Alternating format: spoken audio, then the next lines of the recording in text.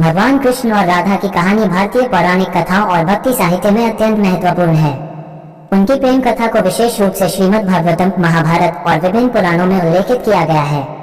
कृष्ण का जन्म मथुरा में हुआ था और उन्होंने अपने बचपन का अधिकांश समय वृंदावन और गोवर्धन में बिताया। राधा, जो कि बरसाना की गोपी थी, कृष्ण की बाल सखी थी और उनसे बहुत प्रेम करती थी। कृष्ण और राधा की प्रेम कथा आध्यात्मिक प्रेम का प्रतीक मानी जाती है। उनके प्रेम में निस्वार्थता, समर्पण और दिव्यता का समावेश है। कृष्ण की मुरली की धुन सुनकर राधा और अन्य गोपियां अपनी दैनिक गतिविधियों को छोड़कर उनकी ओर खींची चली आती थीं। राधा और कृष्ण का प्रेम लौकिक प्रेम से परे एक आध्यात्मिक प्रेम है, जो भक्ति मार्ग पर चलने वालों के लिए प्रेरणा का स्रोत है। भक्तिकाल के कई कवियों ने इस दिव्य प्रेम को अपने रचनाओं में उतारा है, जिनमें सूरदास, मीराबाई और जयदेव प्रमुख हैं। भगवान कृष्ण और राधा की प्रेम कथा न केवल हिंदू धर्म में बल्कि भारतीय संस्कृति और साहित्य में भी एक महत्वपूर्ण स्थान रखती है। उनके प्रेम की कहानी भक्ति और समर्पण की पराकाष्ठा को दर्शाती है और उनके अनुयायी इसे आदर्श मानते हैं। कृष्ण भगवान की जीवन कहानी अनेक युद्ध और संघर्षों से भरी हुई है। उनमें से कुछ प्रमुख योद्धा कथाएं यहाँ दी गई हैं। 1. कंस का वध। कृष्ण का जन्म कंस के अत्याचारों को समाप्त करने के लिए हुआ था। कंस कृष्ण की माता देवकी का भाई था, जिसने अपनी बहन के सभी संतान को मारने का निर्णय लिया था, क्योंकि उसे भविष्यवाणी हुई थी कि देवकी का 8वां पुत्र उसकी मृत्यु का कारण बनेगा। कई घटनाओं के बाद कृष्ण ने मथुरा जाकर कंस को पराजित और वध किया, जिससे लोगों को उसके अत्याचारों से मुक्ति मिली। 2. गोवर्धन पर्वत का उठाना। इंद्रदेव ने गोकुलवासियों पर अत्यधिक वर्षा और बाढ़ का प्रकोप डाल दिया। तब कृष्ण ने गोवर्धन पर्वत को अपनी छोटी उंगली पर उठाकर सभी गोकुलवासियों को उसकी शरण में सुरक्षित किया। इस घटना ने इंद्रदेव का अहंकार तोड़ दिया और उन्होंने कृष्ण की महानता को स्वीकार किया। 3. कालिया नाग का वध। यमुना नदी में कालिया नामक एक विषैला नाग रहता था, जो वहां के जल को विषैला बना रहा था। कृष्ण ने नदी में जाकर कालिया नाग के फनों पर नृत्य किया और उसे पराजित कर उसे वहां से भाग जाने पर विवश कर दिया। 4. महाभारत युद्ध। महाभारत का युद्ध सबसे महत्वपूर्ण युद्ध है, जिसमें कृष्ण की भूमिका अति महत्वपूर्ण थी। उन्होंने अर्जुन के सारथी के रूप में मार्गदर्शन किया और उन्हें गीता का उपदेश दिया, जो आज भी जीवन का मार्गदर्शन करती है। कृष्ण ने युद्ध में पांडवों की विजय सुनिश्चित करने के लिए कूटनीतिक और रणनीतिक तरीकों का उपयोग किया। 5. जरासंध। जरासंध मगध का शक्तिशाली राजा था, जिसने यादवों पर अनेक आक्रमण किए। कृष्ण ने उसे सीधे युद्ध में पराजित करना उचित नहीं समझा, क्योंकि जरासंध को हराना कठिन था। इसलिए कृष्ण ने भीम को उसके साथ मल्लयुद्ध करने के लिए प्रेरित किया और जरासंध को पराजित किया। इन कहानियों से यह स्पष्ट होता है कि कृष्ण केवल एक महान योद्धा ही नहीं, बल्कि एक कुशल रणनीतिकार और धर्म के रक्षक भी थे। भगवान कृष्ण के विवाह का वर्णन हिंदू पौराणिक कथाओं में विस्तार से मिलता है। उनके विवाह का प्रमुख वर्णन भागवत पुराण, महाभारत और हरिवंश पुराण में है। भगवान कृष्ण की 8 प्रमुख पत्नियां थीं, जिन्हें अष्टभाया कहा जाता है। इन 8 रानियों के नाम हैं रुक्मिणी। रुक्मिणी विदर्भ राज्य के राजा भीष्मक की पुत्री थी। रुक्मिणी भगवान कृष्ण की पहली और प्रमुख पत्नी मानी जाती है। सत्यभामा। सत्यभामा भगवान कृष्ण की दूसरी पत्नी थी। वे सत्राजित की पुत्री थी। जाम्बवती। जाम्बवती जाम्बवान की पुत्री थी, जिन्होंने भगवान कृष्ण को स्यमंतक मणि प्राप्त करने में सहायता की थी। कालिंदी। कालिंदी यमुना नदी की देवी मानी जाती है। भगवान कृष्ण ने उनसे विवाह किया था। मित्रविदा। मित्रविदा अवंती राज्य की राजकुमारी थी और भगवान कृष्ण की 5वीं पत्नी बनी। नागंजिति। नागंजिति अयोध्या के राजा नागंजित की पुत्री थी।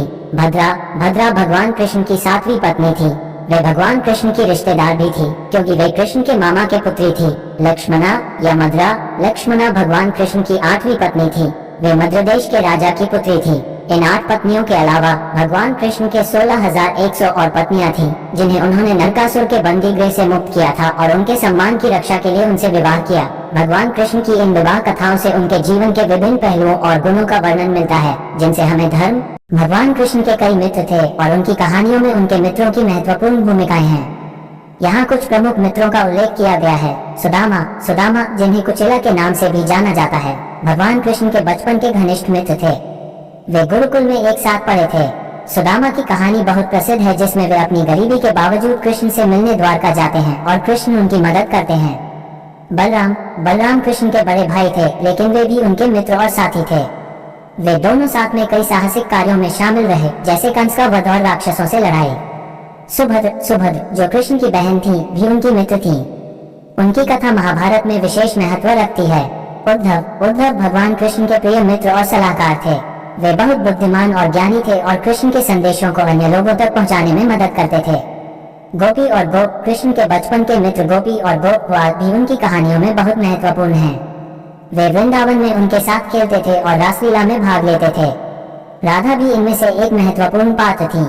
ये मित्र और इनके साथ जुड़ी कहानियां भगवान कृष्ण के जीवन और शिक्षाओं का महत्वपूर्ण हिस्सा हैं, जो भक्ति और सच्ची मित्रता का प्रतीक मानी जाती हैं। राधा और कृष्ण का प्रेम भारतीय संस्कृति और पौराणिक कथाओं में एक अद्वितीय स्थान रखता है। उनकी प्रेम कहानी को न केवल धार्मिक ग्रंथों में बल्कि लोक कथाओं, गीतों और कविताओं में भी विशेष महत्व दिया गया है।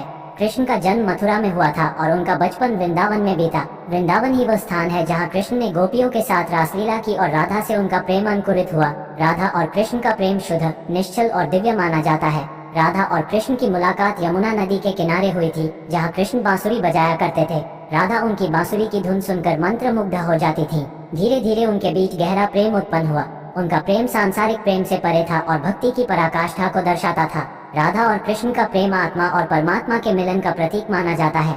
उनके प्रेम में कोई स्वार्थ नहीं था, सिर्फ समर्पण और आदर था। राधा और कृष्ण की प्रेम कहानी भारतीय साहित्य और कला में अमर हो गई है। उनकी प्रेम कहानी ने भक्तों और कवियों को अनगिनत प्रेरणाएं दी हैं और आज भी लोग उनके प्रेम को याद करके भक्ति में लीन हो जाते हैं। राधा और कृष्ण की प्रेम कहानी भारतीय पौराणिक कथाओं और साहित्य में एक महत्वपूर्ण स्थान रखती है। हालांकि पुराणों और ग्रंथों में राधा और कृष्ण का विवाह का कोई उल्लेख नहीं मिलता, फिर भी उनकी प्रेम कहानी अद्वितीय और अमर मानी जाती है। कहानी के अनुसार राधा और कृष्ण का मिलन उनके बचपन में ही हुआ था। राधा ब्रज की एक गोपी और कृष्ण वसुदेव और देवकी के पुत्र थे। वृंदावन में उनका साथ साथ खेलना, रासलीला रचाना और अन्य गोपियों के साथ समय बिताना इस प्रेम कहानी का हिस्सा है। राधा और कृष्ण का प्रेम अलौकिक और आध्यात्मिक माना जाता है।